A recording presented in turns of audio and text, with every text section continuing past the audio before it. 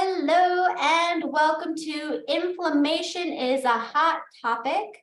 I'm Heather, your health coach, and today we're going to talk more about chronic inflammation and what it's doing inside the body.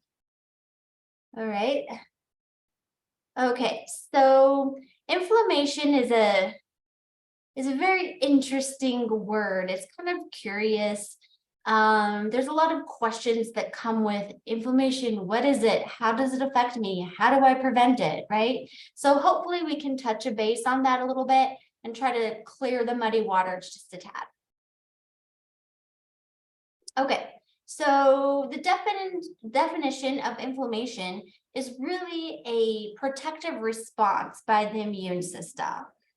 It's offering protection, and that's against irritants or injury in the body. And that's kind of vast, that's very, very, very general. But really, the body's just trying to protect you. It's trying to protect itself. So it creates a whole system of hormones and neurotransmitters and white blood cells that are released into the blood and into the tissues.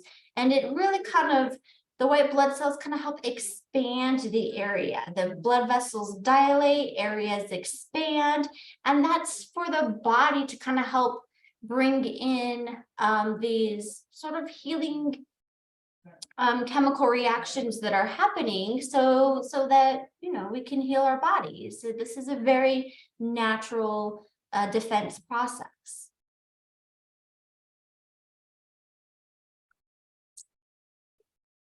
There are three main causes as to why we would have inflammation in our bodies.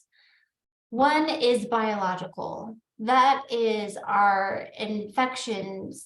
When we get a fever, it's a response to the innate immune system. It could be allergies. It could be a drug sensitivity. It could just be a cold. So that's kind of what's happening inside our bodies. The body is trying to fight off infections or foreign invaders. You can have a chemical inflammation. Maybe you got a reaction to some lotion or some poisons. It could be alcohol, something like that. It's just, it's more of a chemical response. And then there's like sort of that blunt trauma, physical injuries, burns, frostbite, exposure to chemicals or radiation. And so you can kind of see here in these pictures the different causes and what they look like. This girl on the right, she looks kind of sick. She definitely looks inflamed. She has rosy cheeks. She kind of has a runny nose. She looks pretty lethargic. She has some sort of maybe cold or flu, some fever, definitely some inflammation going on there.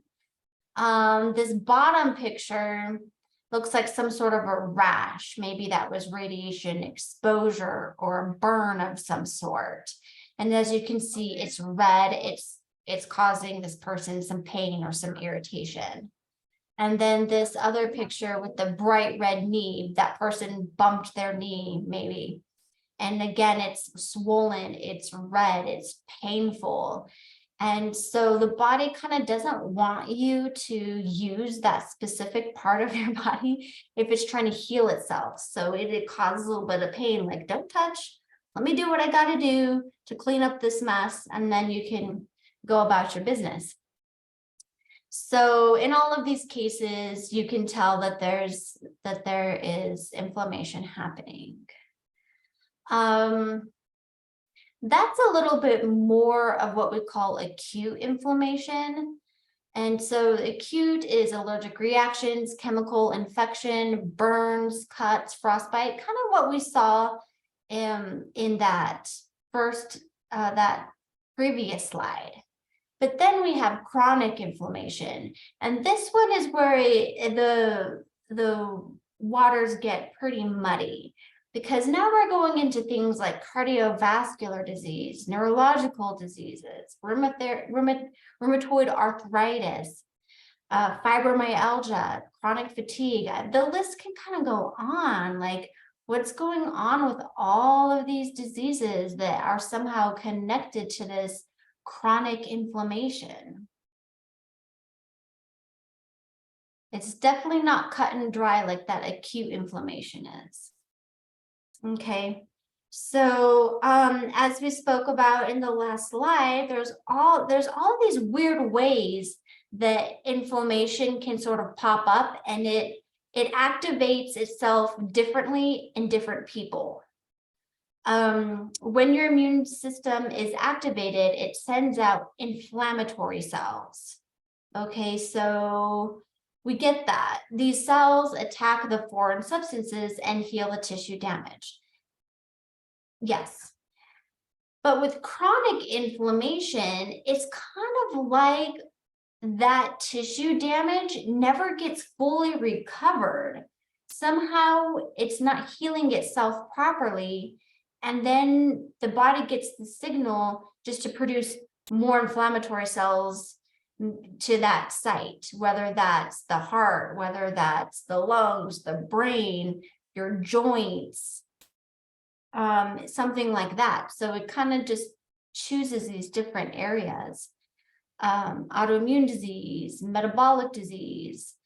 And then you just, this inflammation, inflammatory cells just continue to sort of pump out these cells, and this chemical reaction kind of just continues to happen, but it's in such a low grade state that you can't necessarily really see or feel what's going on, not like a wound, not like a trauma.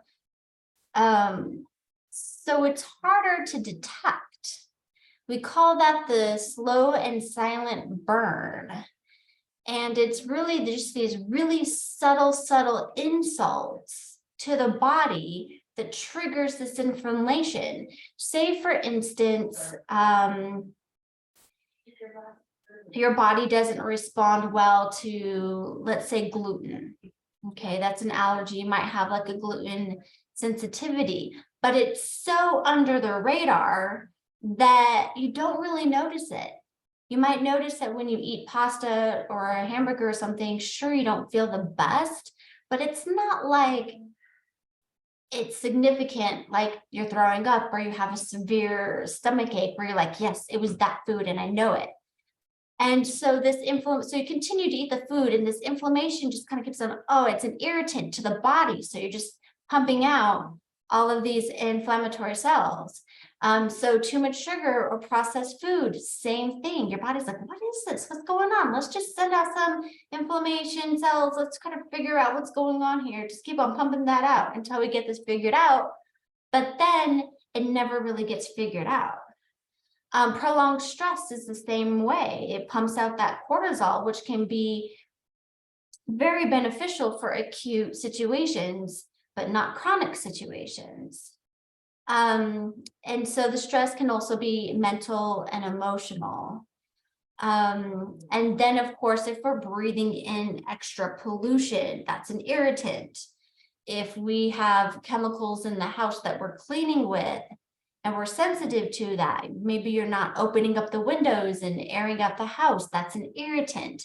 And all of these irritants kind of pile up onto each other, and then we just got this chronic inflammation.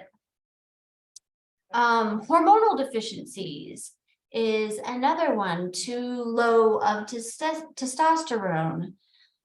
Something like that can put the body out of balance and signal out inflammation. So this can be going on for years without any signs or symptoms until there are signs and symptoms. Okay, and what can that look like? That can look like plaque buildup in the arteries, for instance. When we experience high blood pressure too often, too often, we know that the arteries can stiffen. And when that happens, it aggravates the tissues because they're not supposed to be stiff. The arteries are supposed to be quite flexible. So there's an agitation. And then so the body's like, oh, something's aggravated, something's not right. Let's send out these inflammatory cells. And soon you get sort of like this buildup of plaque. You get this buildup of calcium. You get damaged tissue, and it's just because there was probably lifestyle, maybe not enough exercise, maybe too much sodium. It's kind of hard to tell where this is coming from, but it is the irritant of the high blood pressure is causing some plaque buildup. Then there's the inflammation and arthritis. Again, it's the immune system, it's triggering something. It's saying that there's a foreign invader, which might not actually be true. There might not be a foreign invader, but the immune system is somehow thinks that there is, and it'll start attacking your own cells, which is the autoimmune disorder. And really, it's just the overprotective immune system kicking in, thinking that it needs to be on overdrive.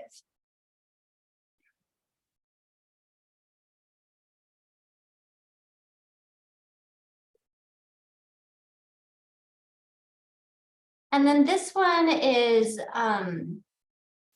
inflammation in body fat is catching a lot of traction right now. So we have two types of fat in our bodies. We have subcutaneous and visceral fat. So if you look at this picture, the outer layer of this man's belly is what we call subcutaneous fat. And that's the fat right underneath the skin. And it's not only in the belly, it can be in the arms, the legs, other places, it can be all around, but it's just a layer of fat right underneath the skin. And then we have visceral fat. And that is actually the fat that surrounds the organs and the intestines. And it's very deep in the body, and that's the one that you can't see. That one, if you have too much visceral fat, that's an actual independent risk factor for all-cause mortality. You do not want too much of that. A little bit is good, it's help protecting your organs, but oftentimes we just get an accumulation, too much of that visceral fat, and it triggers these proteins called cytokines. And the cytokines sort of like mass reproduce, and that's what can cause inflammation. And it's sort of like it's kind of like gets the ball rolling. You know, if you have too much visceral fat, then you're pumping out too much of these cytokines, and it's triggering inflammation, and then it's triggering inflammation in the liver, and then it's giving you insulin resistance. And so it's this whole cascade that sort of happens, and it's something that we can't even really see all too well, and it's happening in our bodies. So it is frustrating. And it's still a little bit mysterious on why this is happening at such a profound level. But a good percentage of body fat in a healthy adult really is about 21% for men and 18 to 20% for women. Most of you have done the body compositions with me. So you can pull out your body composition report and you can look where it says percentage of body fat, and you can see what range you sort of fall in with that. Now, I think I'm going to skip, oops. Okay. I had put in another slide, but I think I forgot to save it, so it didn't get in here. But I have a new InBody now, and it actually gives you a graph of the visceral fat that you have in your body. So the old InBody, which most of you have, you can just see this percentage of body fat, and you can tell whether you're out of range or in range.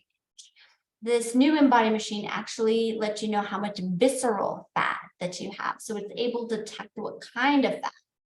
And so that's the information that you will be getting the next time you come and see me for a body composition. So that's quite interesting. And it does have to do with inflammation. Okay. So we have signs and symptoms of chronic inflammation. Feeling tired, feeling fatigued. Unexplained muscle aches or joint pain. A lot of GI issues, stomach issues, unable to gain weight, or I'm sorry, unable to lose weight, or I guess any type of sort of stubbornness in weight. Headaches, skin rashes, sleeplessness is another one, just feeling agitated. So these are all symptoms that you wouldn't necessarily go, oh, well, that's because I have chronic inflammation, because it's just this so general. It's very hard, or it's very difficult to pinpoint. So when you get your lab test done and your blood lab results come in, there are 6 markers of inflammation that you can look at and that you can ask Dr. Chan about, and that you can just keep an eye out for. So we know number 1, that's a pretty popular one, is the CRP, or C-reactive protein, which is one of your basic inflammation markers. But there's other ones too, the homocysteine, the MPO, ferritin, LPPLA2, and uric acid. So all of those actually come into play when it comes to inflammation. Again, that's something that you're going to have to ask Dr. Chan about, or you can write in when he has his question and answers about some of these inflammatory markers and what does it mean for you.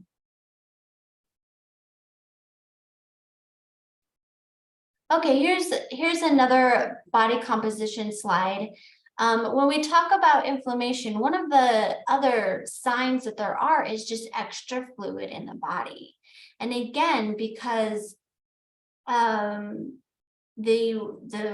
white cells are coming in, the inflammatory cells are coming in, you need that fluid to kind of puff up the body a little bit so the workers can get in there and clean out the debris or do whatever it is it's needing to do. So you get this sort of like puffiness. You can tell when you get acute trauma, right? If you get a punctured wound or a scrape or something, the skin kind of puffs up. Well, it kind of does something of the sort too when you have chronic inflammation. You just can't see it because it's more inside of the body. But when you have something like arthritis, you can see that that you're puffy or that you're swollen or that your joints feel achy. So there's this extra fluid roaming around. And so in the new body composition that I now have, we can actually measure what kind of fluid, what kind of water balance you have in your body. So there's intracellular water. And if you look here on this slide, it says body composition to your left, and the intracellular water. And then right below that says extracellular water. So intracellular means inside the cells, and extracellular is just all the water outside of your cells in your blood, for instance. You want more water inside the cells, so that should be the higher value. And then the lesser value should be the extracellular water. That is not in one of the older body compositions, just with this new one. So you will have to come in and get a new composition in order for you to see these values. Then there's this extracellular water versus your total body water. And here it kind of gives you a range of what is a healthier range and what's a not so healthy range. So this first picture on the top left, right, shows a number that's within the range. That means that you have a good balance between intracellular water and extracellular water. There's a good water balance in your body. The bottom picture shows that the extracellular water is actually slightly out of range. It's a little bit higher than it should be. That could possibly mean that there is some inflammation happening in the body, because that's the fluid that's coming in to kind of help out these areas that are in need. So we track that with the new InBody machine, which is fabulous because we can see maybe it was just a cold you had or allergy season. Does that come back down when you feel better? So it's really great that we have that we can track that now.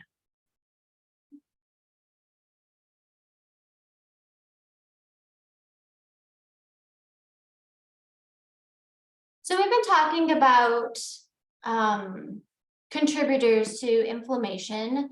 We talked a lot about chemicals, allergies, pollutions, and something that goes along with that is called free radicals.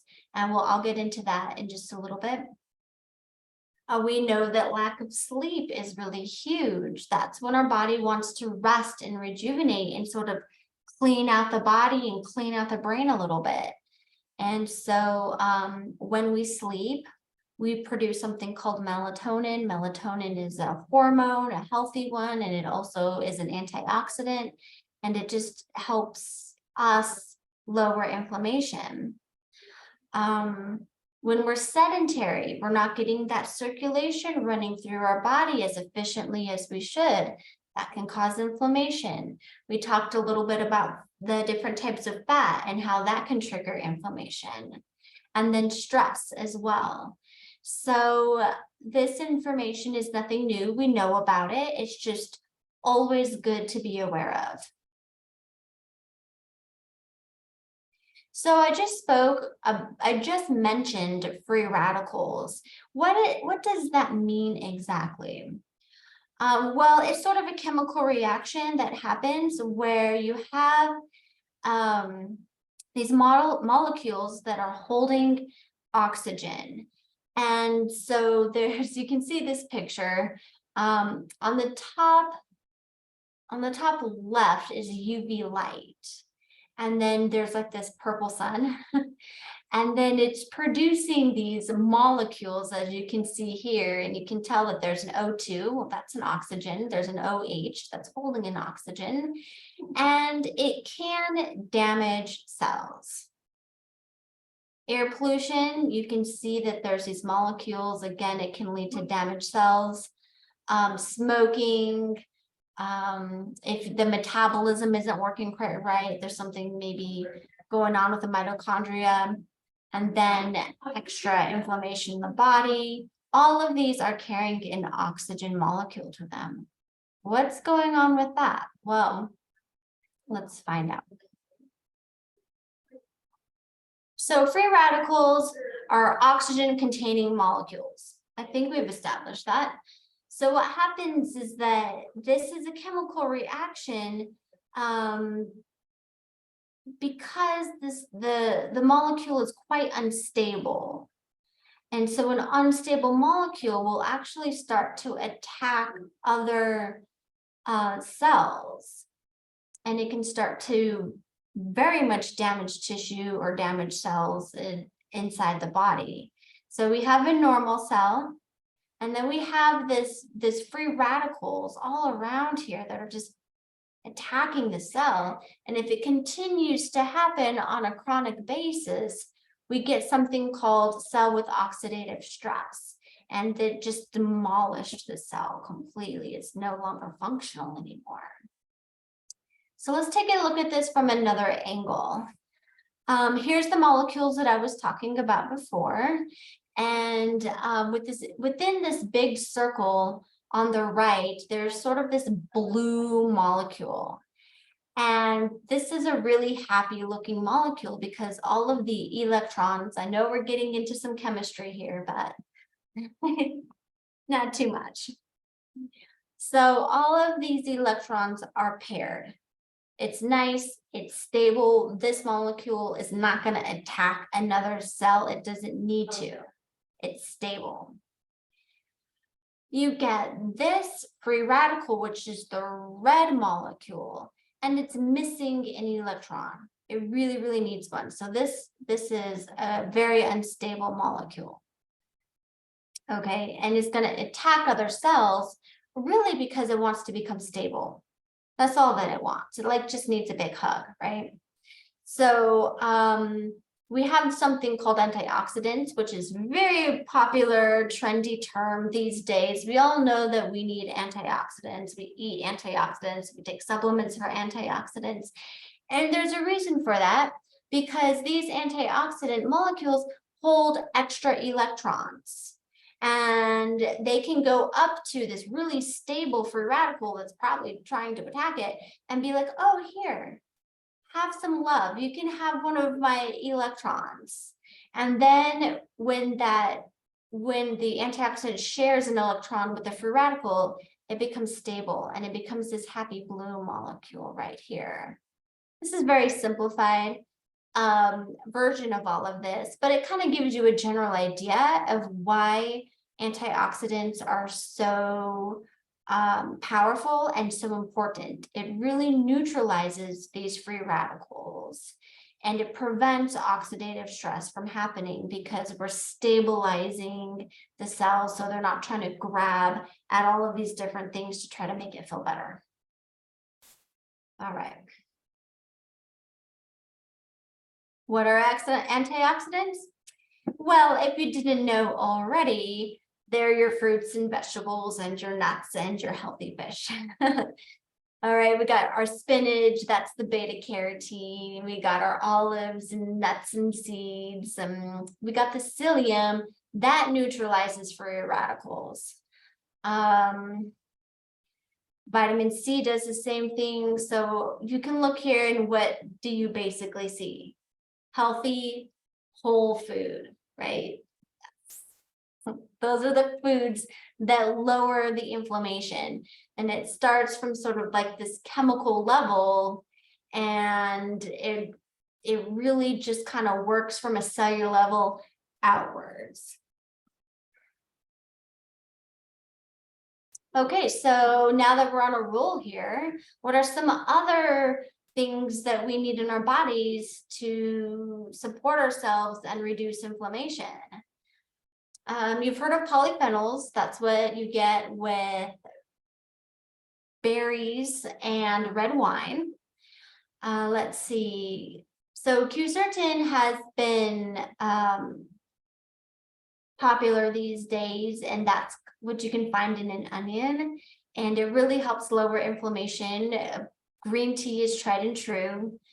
And so apples, berries, all of that reduces oxidation, it reduces swelling, it kind of just tones down the level of inflammation that might be just really stirring up in various places of your body. There's the red wine with the resveratrol. Yeah, and so berries, peanuts. Anytime you're eating whole foods, just very, very simplified. If you're eating whole foods and you don't have an allergic reaction to that food, which is why we take the allergy tests to make sure that we're not getting an inflammatory response from that food. So as long as we're eating healthy food without that inflammatory response from it, we're going to be lowering that inflammation through antioxidants as one way of handling that. Okay, so here's some other ways that we can lower inflammation. We can take our turmeric. There's the curcumin in turmeric, which neutralizes free radicals and helps with tissue repair. And I've heard stories where it helps with muscle repair, cellular repair, our arthritic hands, all different stories. Ginger is another really good one. It really just helps promote the digestive system. It helps promote circulation, and it reduces that pro-inflammatory cytokines, which can kind of get mass produced with unhealthy eating and all of the other contributions that we had talked about before. Vitamin E is really good for cellular repair. Vitamin C supports that immune system and has the antioxidants. Vitamin D can be used is a hormone too, but it's also help control infections. It can promote sleep. And then balancing your hormones. Again, when you get the lab test done, it can kind of show you if some hormones are out of balance. And when you get the hormones back in balance is when you can have the healthy weight, when you can have better brain function, when you can have better sleep and better metabolism. So all of that starts to flowing a little bit better when you can remove the irritants and then bring in the foods to support your body. The lab work really helps take some of the guesswork out of it, because sometimes it's really difficult to tell what's irritating, your digestive system. It's very curious and it can become confusing. So the blood test should be very helpful when it comes to that. One thing that you don't need a blood test for is trying to get better sleep, which I had talked about a little bit before. It's just lowering your blood pressure, your blood vessels dilate, you become more calming, your body, your mind has time to assess and adjust and cleanse and organize. And I mean, who doesn't want that for their brain? We know all of the beautiful reasons why we should be getting better sleep. And I feel that it's well worth the effort to take some extra time or even a couple of extra steps in your bedtime routine to really make sure that you are getting that good sleep, whether that's a nice warm shower or a bath or turning off those electronics, not watching the news, making sure that you're not having heavy meals, and then taking some breathing, some time to relax, some music. And we've all heard this before. This is nothing new, but are we doing it? So that's the question. Are we taking those extra steps to ensure that we're getting sleep, which is so beneficial for us?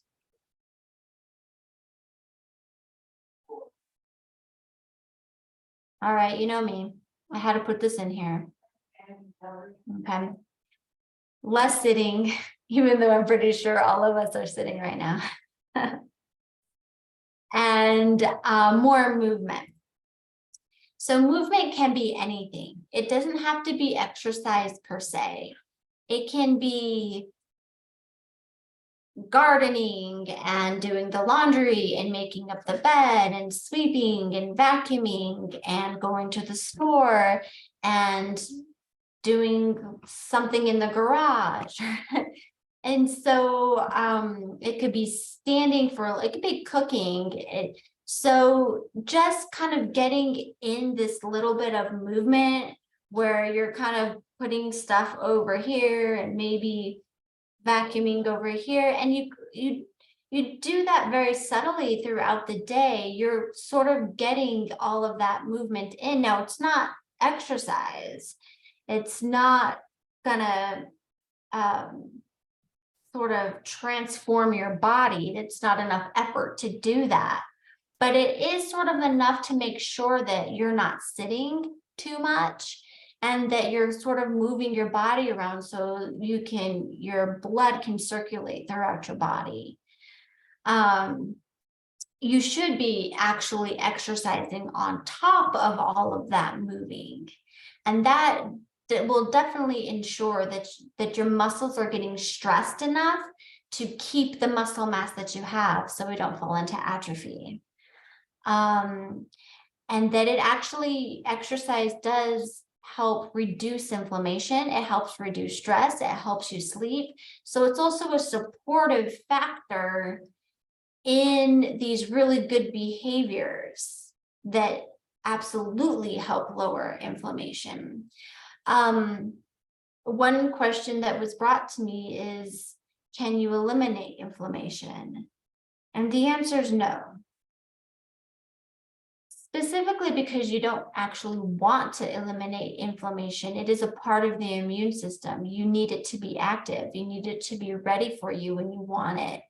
But this is more, again, about addressing how to lower chronic inflammation as best as we possibly can, which won't exactly happen, especially in the social environment that we're in with pollution and chemicals and all of that in our air and our food and all of that, but we can manage it.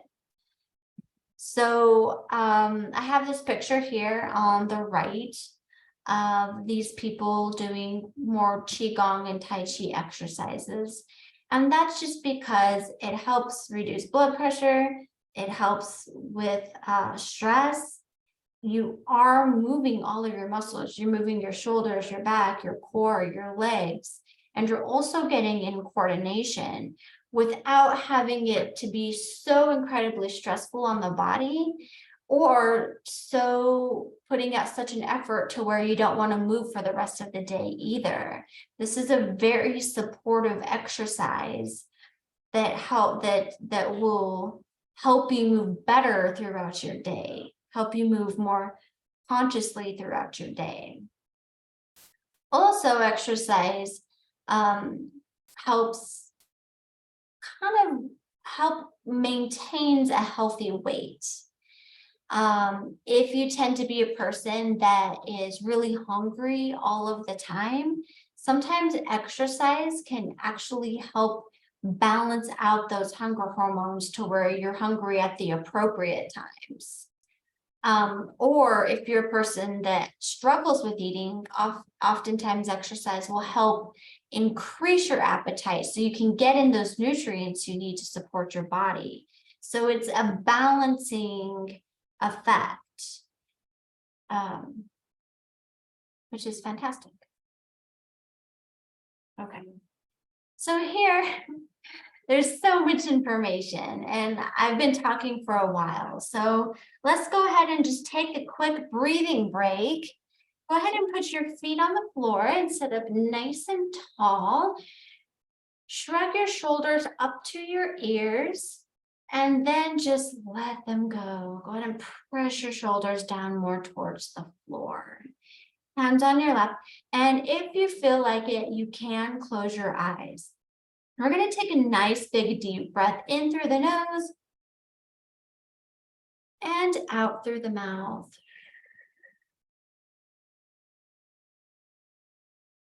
As you notice, when I breathe in, my out breath is longer.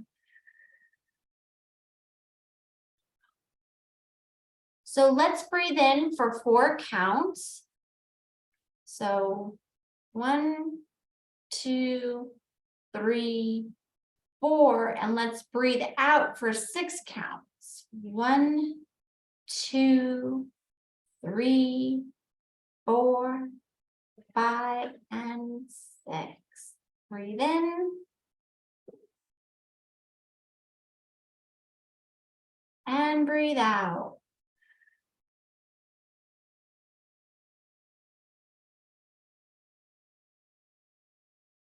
All right.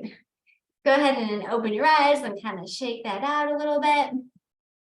So even with just a few nice deep breaths, you can already start to feel your body relax. You can start to move into this stage of rest and digest. You start moving to something called parasympathetic nervous system, and that's where you want to stay, in the parasympathetic nervous system, where you're not worried and have anxiety all too much. You feel relatively good, your mood is good, and you are able to sort of perceive things without getting so angry or amped up about it. When we get into the sympathetic nervous system, that's where we can get angry easily, we can get confused easily, we can misunderstand information. that's when the hormones and the neurotransmitters, the cortisol, starts kind of pressing that pump out button, and then it kind of goes throughout our body, and then we get even more anxious. We can get high blood pressure. So that will sort of escalate into the snowball effect, which includes inflammation. But we can start breaking that pathway. We can start shifting over to the parasympathetic nervous system just by breath alone, just by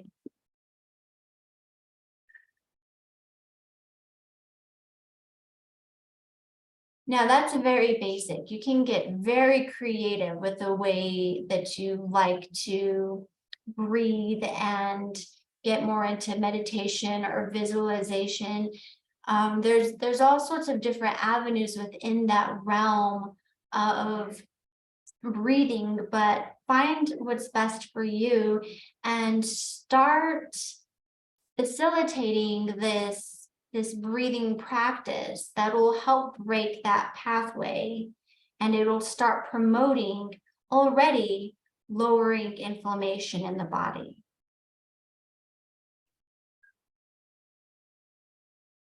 All right, here's my joke. The dragon is reading the book about breathing. For peace of mind and body, first take a deep, deep breath. Then very slowly exhale. And then of course he burns the book. I should have bought the audiobook. I know, it was really funny.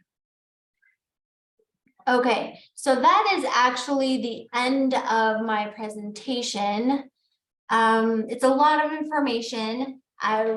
Again, this wasn't supposed to super clear everything up by any means, but hopefully it kind of gives you some tools in your toolbox, or just at least a friendly reminder.